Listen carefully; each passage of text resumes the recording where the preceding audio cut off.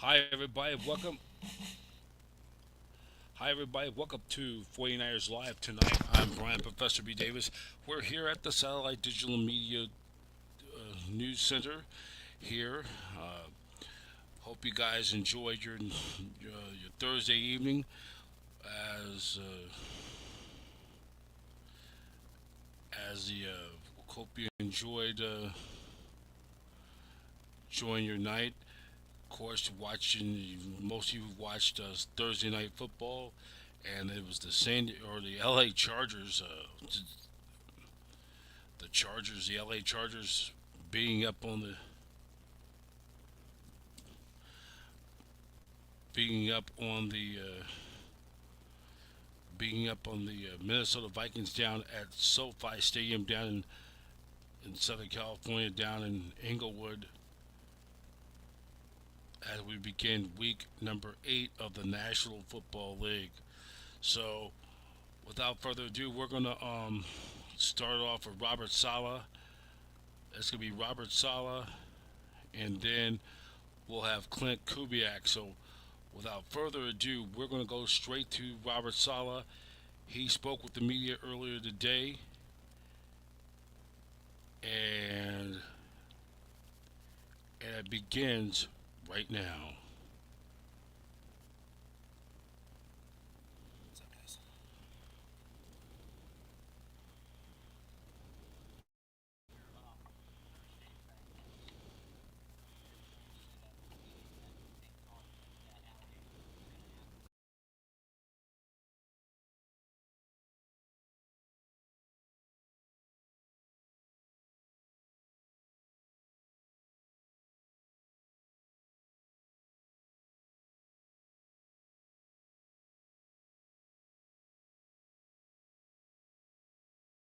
With it, I will say Thursday's practice last Thursday was a very physical practice, but and so it was probably a little more than what we normally would be. Even for here, I thought the guys got after it, and there was I thought today's Thursday practice was really good. So, but yeah, usually, and I don't want to speak for the entire league, but usually Thursday's work day. It's you put your pads on, you get and you hone in on all the details that you installed on Wednesday, lock in your third down game plan, and but usually league wide Thursday's your big work day. Struck you about D'Amico Ryans in 2017 when you got here and he was a quality control guy? Well, first I was there for when we drafted D'Amico. He's different. You could tell he was different from the get. You know, he's defensive rookie of the year.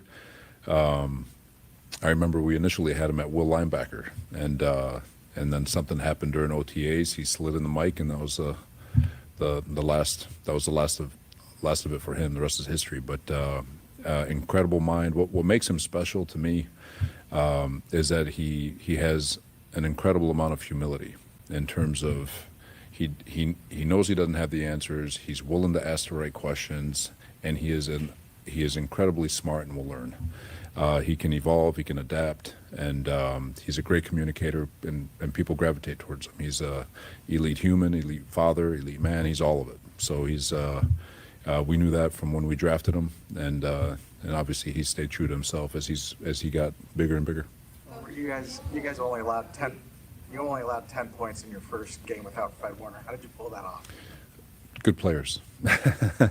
These young men. I know it's a young group, but they're all excited. I thought Kyle did a great job with messaging last week, and it's a tremendous opportunity for everyone. We talked about it on here, like before Fred was Patrick Willis, before and Navarro Bowman, and before them was Ken Norton Jr. and all those other great linebackers, and it's Tatum's opportunity.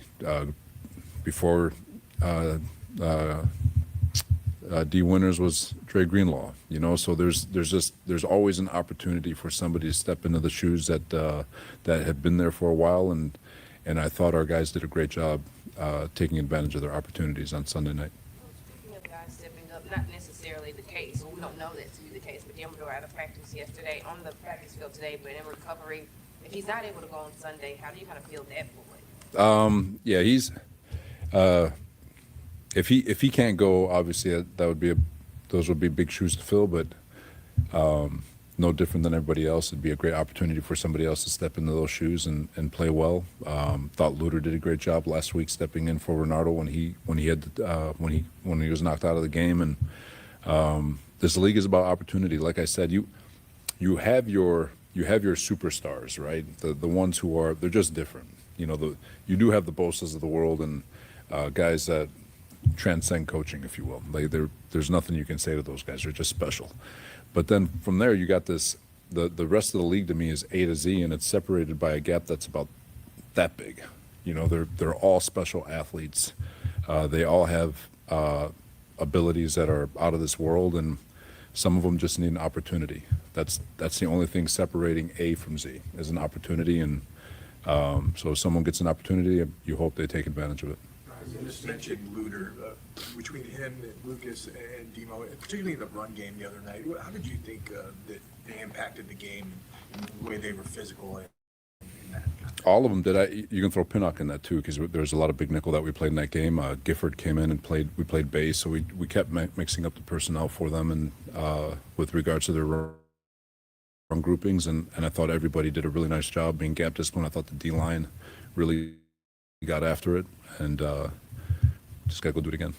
That dynamic that you talked about when people get their opportunity, those guys have seemed to excel here. Is there a climate here that might be different than other places that allows them to kind of continue to study, and then when they're needed, they go and perform? Yeah, a couple things. One, and I do think it always starts at the top, and then you talk about Kyle and his messaging, and John and the type of player that we bring in year in and year out, and they're made of the right stuff. But the other part to this is continuity. These systems have been in place for how many years has he been here now? 8, 9? Yeah, for 9 years. So there's veterans teaching young guys, and so there's an acceleration in terms of development, and it gives these young guys a chance to move along faster than it would be if you're trying to install a whole new program every 2 or 3 years. And I think that's one of the forgotten arts of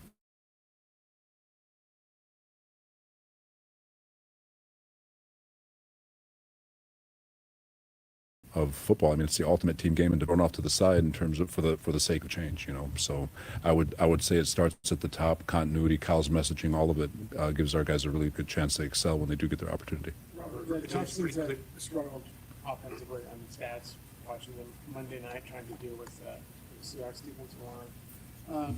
I guess I just said they were not playing very well, but I mean, what is your assessment? And when you have a team that's objectively struggling a little bit, as a coach, how do you guard against oh, hey, we got this?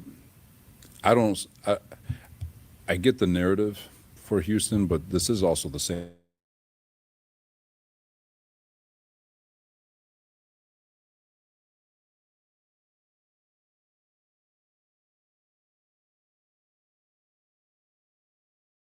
So this is a damn good football team. Going up to their defense stood on its head, gave themselves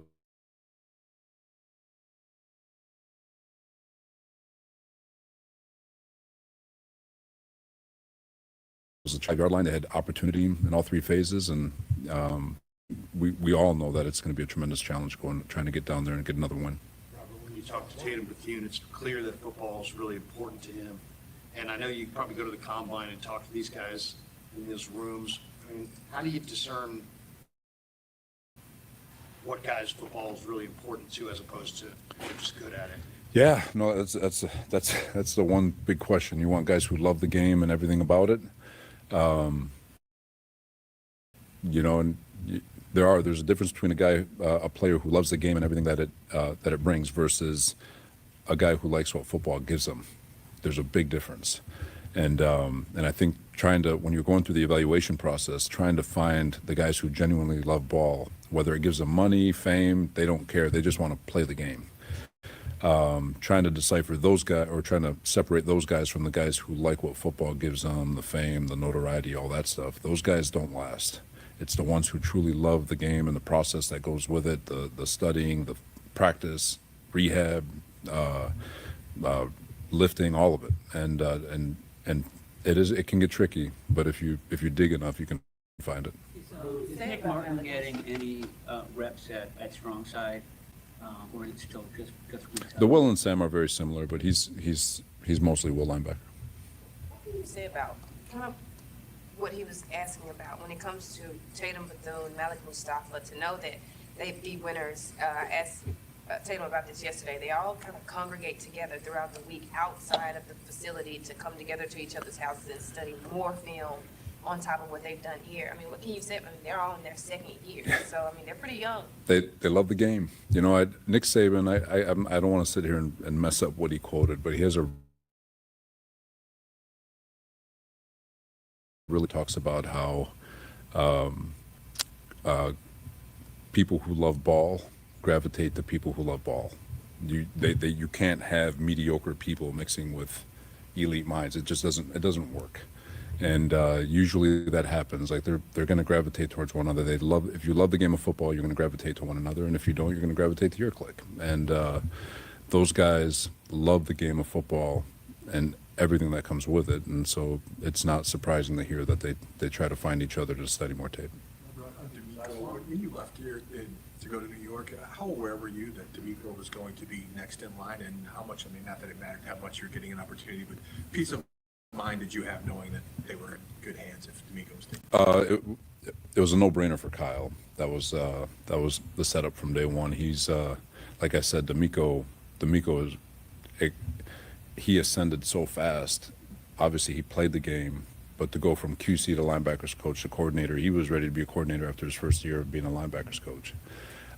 Like I said, he's got a fantastic mind. He's a quick learner, and he's got the confidence to be able to adjust, and he did. He made it his own in his years as a coordinator. So he took what he learned, he made it his own, and they played fantastic football, earned a spot, rebuilt it in Houston, and they're doing it again. So he definitely is proven that he understood the blueprint. It wasn't like he just took over a car and he started driving it around. He made that thing better, and he went and built a new one again. So, but yeah, he's a fantastic coach. Everyone in this building at least knew that it was going to be good when he took over. Kyle would have killed me. What stands out for you about Chase Lucas? Football savvy, energy giver.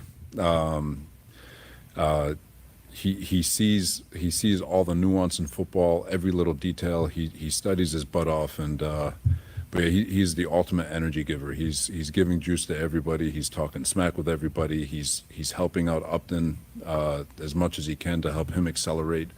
A young man who loves the game of football and everything that goes with it, and a guy that just when he sees his opportunity, like he's taking advantage of it. And I mean, the guy's out there. He plays corner. He plays nickel. He plays safety.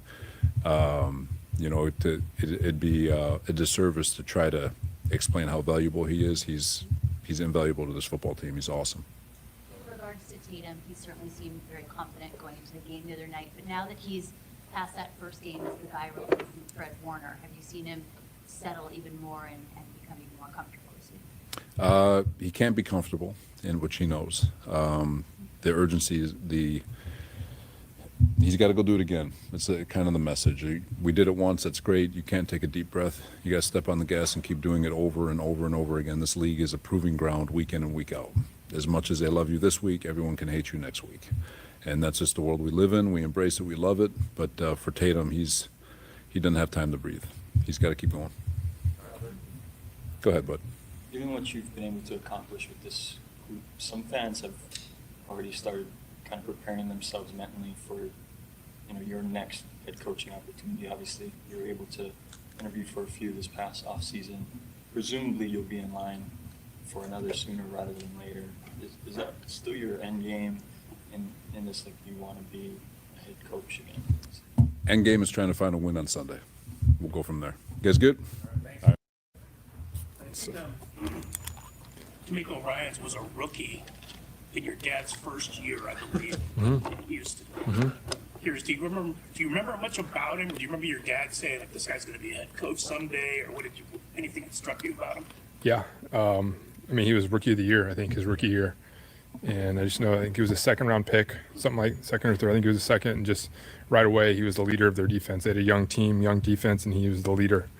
And I know my dad just like was so thankful to have him because he was just a guy who just stepped in and became this leader and this smart, tough, charismatic player and just really led that franchise for however long he was there. You know, he was the guy. And whether or not he knew he was going to be a coach, you'd have to ask my dad, but just those traits were there, you know, those leadership qualities.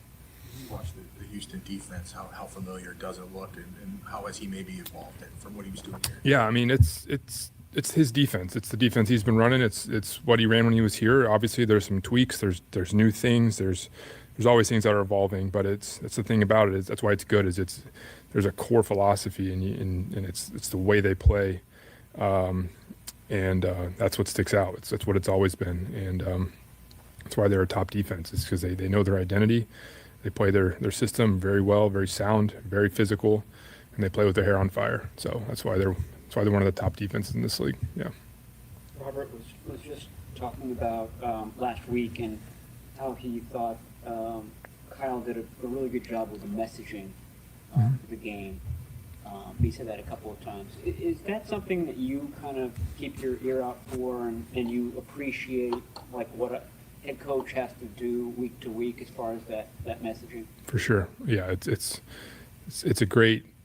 a learning. It's something you're learning as you watch a head coach operate like that. You know, someone who is very much dialed into the offense and the scheme of everything, but then after all that's said and done, he has to pull back and think about, okay, what's the message to the team? You know, how do I want this team to play on Sunday? Not just the offense, not just how we're going to move the ball, but how do I want my team to play?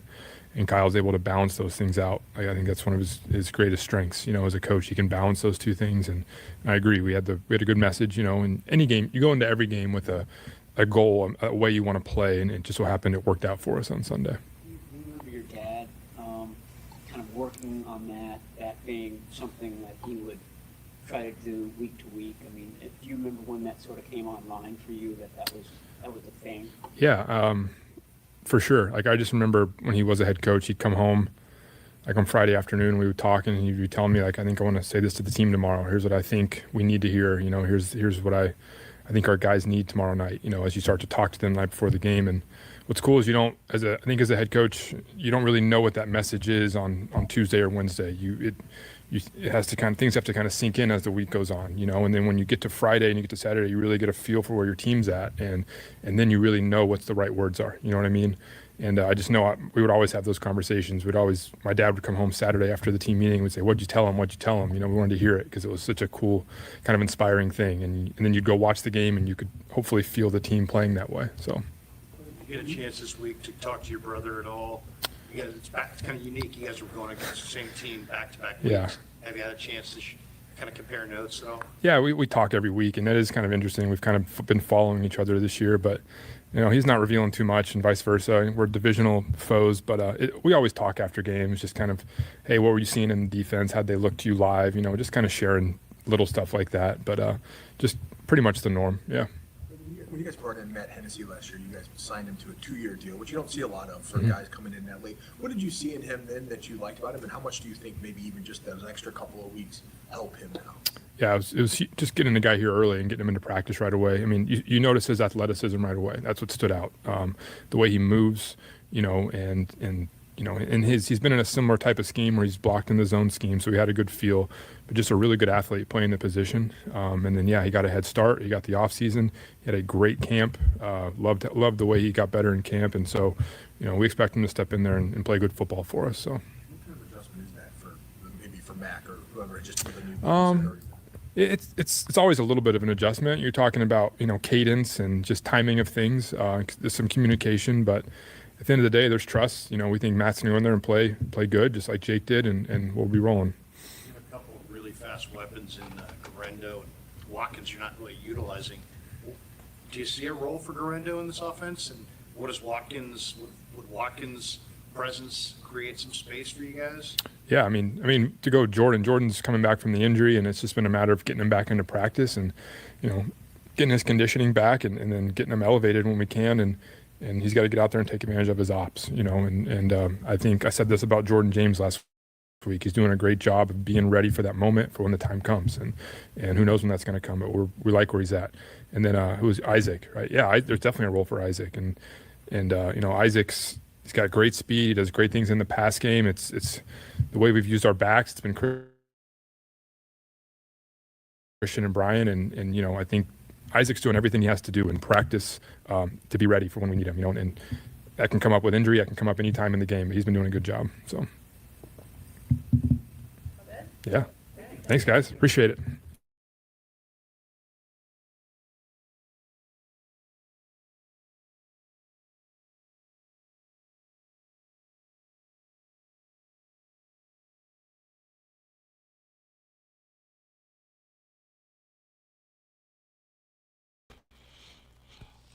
All right, you heard from Robert Saleh and from Klint Kubiak as they prepare as the Niners continue to. They will be getting ready to take on the Houston Texans for an interconference matchup. They'll be playing the Texans on Sunday. It will be a 10 a.m. game, the early game. Uh, that'll be a 10 a.m. game. You can catch it on Fox. That'll be part of the early game. And then right after a game, we will have 49ers Live post-game show. We recap the game immediately following the contest. So let's take this quick time out. When we come back, we'll hear from Mac Jones. Then we'll put a bow on it for tonight. I'm Brian Professor B. Davis here at the Satellite Digital Media News Center studios here in San Francisco. And you're watching 49ers Live tonight on Niners Radio 49.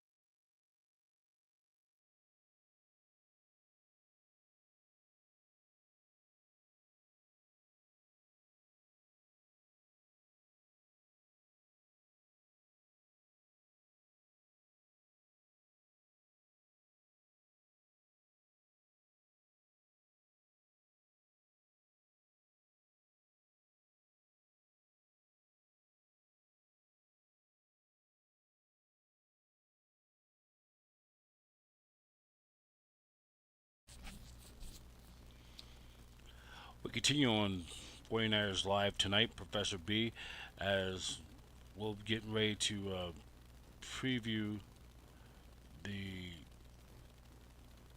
Niners and the Houston Texans. And now speaking at the podium, right now at the podium is, we got the wrong one.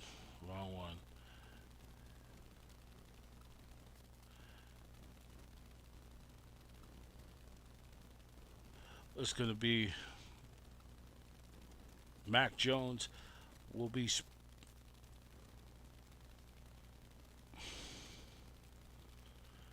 Mac Jones speaking on the podium as we preview 49ers and Texans. And so we're going to get that ready right now as we're going to, and it begins right now.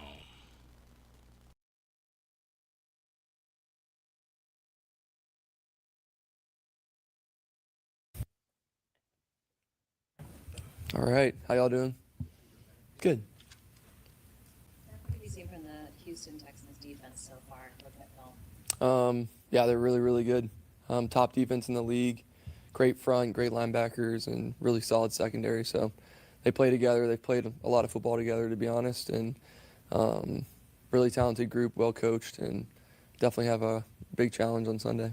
When you go out to a training camp here and seeing Saleh's defense and then watching them on tape, do you see just schematic similarities? Is there anything you can draw from that at all? Yeah, a little bit. I think both have kind of done some different things. Like every coach that has a tree, people do their own things, but they're very sound, like I said, and definitely going to be a huge challenge, and they're very, very sound. It seems like this offense is designed to take advantage of linebackers. Does that jump out to you when a team has a really good linebacking core? And I mean, is that one of the things that jump out? Yeah, about them for sure. Yeah, they have elite linebackers and they have guys who have seen our type of offense a lot, so they kind of know what we're doing and what we're not doing. So just got to be, see them on each play, and they're going to make some plays. It's a really talented group, like I said. So definitely have our work cut out for us. The season's gone on. Have you seen any change at all in Brock in terms of frustration or whatever? Is he the same even-keeled, even-tempered guy that we've seen for 3 years here?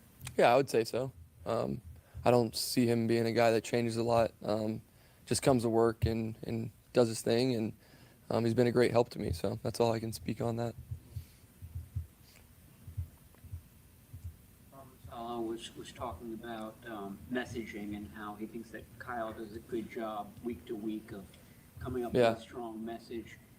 Is that something that the players kind of note? I mean, is that something that you listen for, having been with 3 different organizations now? Definitely, yeah. I definitely think he's one of the best that I've been around in terms of team meetings and offensive meetings, and then not just the X's and O's, but what he's trying to get across for the week. And definitely taking a lot of notes on everywhere I've been, and I've been super impressed with his messaging. And he's a great public speaker, but he also backs it up, So it's been a pleasure just to be in there learning from him from the start, from OTAs all the way through. And he's always trying to come up with something new that can get to the team, but that's because he means it. It's not just make believe. Do you keep those journals, those notes, and you have them like in order, and you do ever go back and look at them? Yeah, I do. I have a lot of them.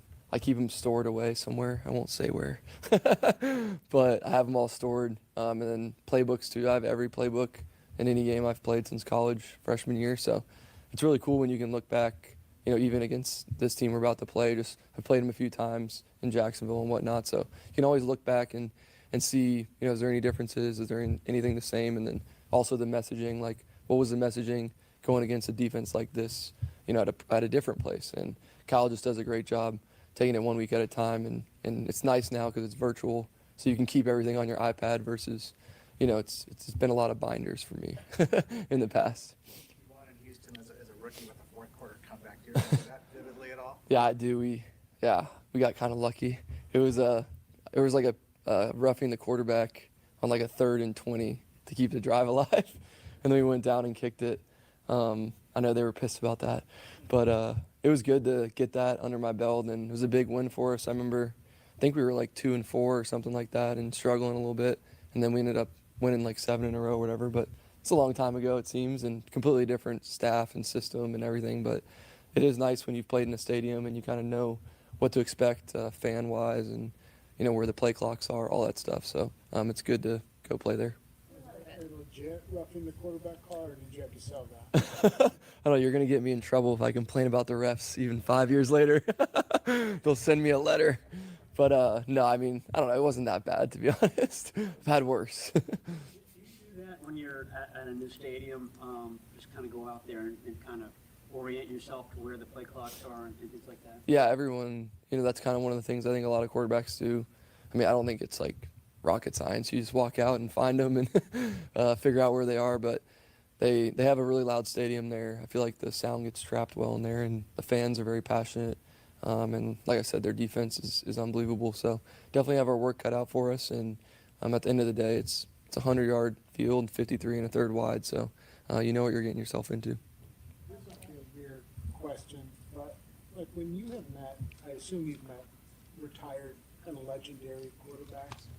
I mean, just because you guys, the stress and just the uniqueness of your job goes with it, is there like a instant like connection or understanding because you guys both know you have that shared experience? Kind of trying to understand. You're saying like how hard it is to do it? I don't know. I don't think I'm there yet. Sorry, this is probably a horrible question. No, you're good. But like, legendary quarterback Tom Brady. I don't Yeah. know what it would be.